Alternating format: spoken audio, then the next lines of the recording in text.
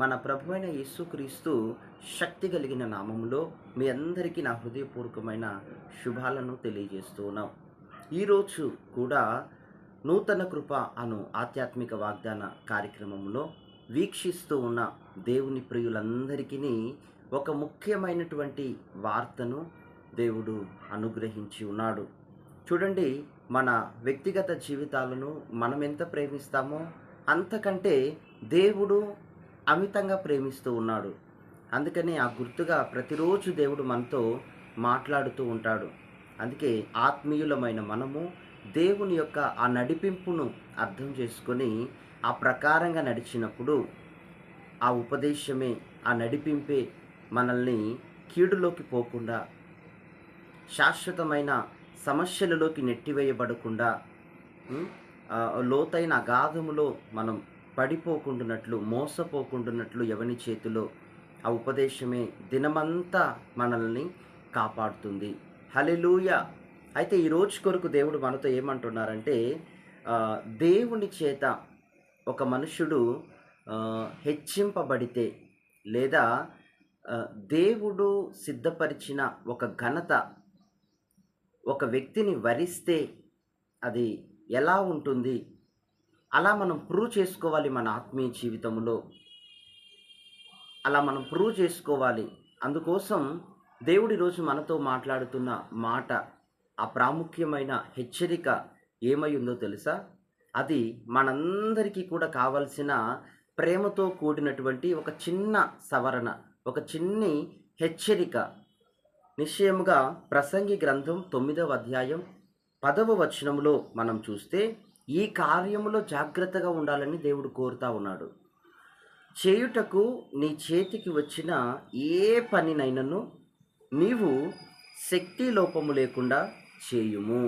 అవును ప్రియ సహోదరి, సహోదరుడా, యవనస్తులారా, చేయుటకు నీకొచ్చిన ఏ పనినైనను పూర్ణ విశ్వాసముతో, పూర్ణ బలముతో నువ్వు వర్క్ను ప్రేమించాలి.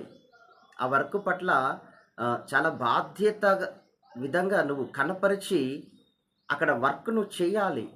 అది దేవుడు గమనిస్తూ ఉన్నాడు. ఈరోజు నీ చేతి పని ఏదై ఉందో అదే నిన్ను ఆశీర్వాదకరమైన వ్యక్తిగా మారుస్తుంది. ఆ వర్క్ దగ్గర నీవు చాలా నిజాయితీగా, యథార్థంగా, చాలా నీ పూర్తి ఎఫర్ట్ అంటే పూర్తి ప్రయాసను పెట్టి కష్టపడి నీవు అక్కడ వర్క్ చేసినట్లయితే నీ పని ప్రయాస మాత్రమే కాక ఆ వర్క్ను ప్రేమించాలి. ప్రేమించినప్పుడు ఎంతైనా మనం ప్రయాసపడగలుగుతాం, ఎంతైనా బాధ్యతను మనం కనపరుచుకోగలుగుతాం. అలా చేసినప్పుడు నిశ్చయముగా, ఎందుకంటే దేవుని కన్నులను ఎవరు ఏమార్చలేరు. దేవుని కన్నులను ఆకాశము నుండి ఆయన నీతివంతులను పరిశోధిస్తున్న దేవుడు.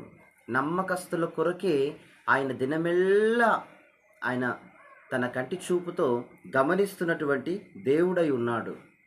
మనం నమ్మకంగా, యథార్థంగా, మనం పూర్తి ఎఫర్ట్, యథార్థతను, ప్రయాసను అక్కడ ఉంచి మనం వర్క్ చేసినప్పుడు ఆ వృత్తిపరమైనది ఏదైనా కావచ్చు, ప్రొఫెషన్, దేవుడు అంటూ ఉన్నాడు, ఆకాశము నుండి ఆయన చూచి ఆశీర్వదిస్తాడట. అప్పుడే మన జీవితంలో వృద్ధి, ఆశీర్వాదం, ఫలింపు అనేది మనము చూడగలుగుతాము. ఆమేన్. అయితే మనలో కొందరు అలా చెయ్యక, నేను చదివింది ఏంటి, నేను ఇంత చిన్న కంపెనీలో నేను చేయాలా, నేను వారి దగ్గర తలదించుకొని నేను వర్క్ చేయాలా, నేను చదువుకున్నది ఏంటి, నేను తీసుకున్న డిగ్రీ ఏమి, నేను ఉన్నత ఉద్యోగాలకే వెళతా, నేను ఉన్నతమైన చోటే వర్క్ చేస్తా అంటూ చాలామంది వారికి వచ్చిన అవకాశాలను చేజారు విడుచుకుంటూ ఉన్నారు. అందుకే క్రమక్రమంగా వారు క్షీణిస్తూ ఉన్నారు తమ జీవితమందు. అందుకే దేవుడి ఉదయకాలం మనతో ప్రేమగల దేవుడై మనతో మాట్లాడుతున్నాడు. నీ చేతికి వచ్చిన ఏ పనినైనా, నువ్వు ఎంత చదివినా, ఎంత పెద్ద డిగ్రీ తీసుకున్నా, ఎంతగా నీ ప్లాన్స్ చాలా ప్రత్యేకంగా ఉండినప్పటికీ ప్రస్తుతం నీకు వచ్చిన ఆపర్చునిటీని, అవకాశాన్ని అక్కడ నువ్వు వినియోగించుకున్న వాడవు వినియోగించుకున్న వ్యక్తివి అయితే దేవుడు నిన్ను ఆశీర్వదించి నీ కలలన్నిటిని నెరవేరుస్తాడు. నీ గుండెలో ఉన్న ఆశయాలను ఆయన నెరవేర్చుటకు శక్తిగలవాడు. అంతేగాని ఇది చిన్న పని, ఇది చాలా చిన్నది నాకు అనేటటువంటి గర్వపు మాటలు మీ నోటికి రానివ్వవద్దు. ఎందుకంటే దేవుడు గమనిస్తా ఉన్నాడు. హల్లెలూయా!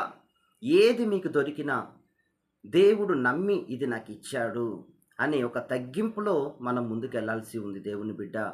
ఏ చేతి పని మనకిచ్చినా దేవుడు నన్ను నమ్మి ఈ బాధ్యతలో నన్నుంచాడు. దేవుడు నన్ను నమ్మి ఇంత ధన్యతలో నన్నుంచాడు. దేవుడు నన్ను, నా ఫ్యామిలీని నమ్మి ఇంత పెద్ద స్థానంలో నన్ను దేవుడు ఉంచాడు అని ప్రతి విషయాన్ని బట్టి కృతజ్ఞతాస్తుతులు చెల్లించమని దైవజనుడైన పౌలు గారు పలు పత్రికల్లో రాస్తారు. ఆ ప్రకారంగా మనము స్థితిని బట్టి గర్వపడక, స్థితిని బట్టి అతిశయపడక, ఆ స్థితిని మనకి ఇచ్చినటువంటి దేవుణ్ణి మనం కృతజ్ఞతా వచనములతో ఆయనను స్తుతిస్తే ఆయన మన జీవితాన్ని మార్చటం ఎంతోసేపు అవ్వదు. హల్లెలూయా! అందుకే దేవుడు మనతో అంటున్నాడు, జీతము కొరకు కాక నమ్మకంగా, యథార్థంగా దేవుని కొరకు ఇది నాకు ముఖ్యమైన పని అన్నట్లుగా పూర్తి టైమును నీ పని స్థలంలో నీవు నిర్వర్తించు. దేవుడు గమనిస్తూ ఉన్నాడు. దేవుడు నిన్ను ఆశీర్వదిస్తాడు. హల్లెలూయా! ఒక్కో చోట ఒక్కో వ్యక్తులు అసలు వర్క్ చేసిన స్థలములో ఉండాలి, కూర్చొని వర్క్ చేయాలి అంటే ముళ్ళ మీద కూర్చున్నట్టే. కొందరిని మనం చూసినప్పుడు నిజంగా కష్టపడలేరు, ఎక్కువసేపు కూర్చోలేరు.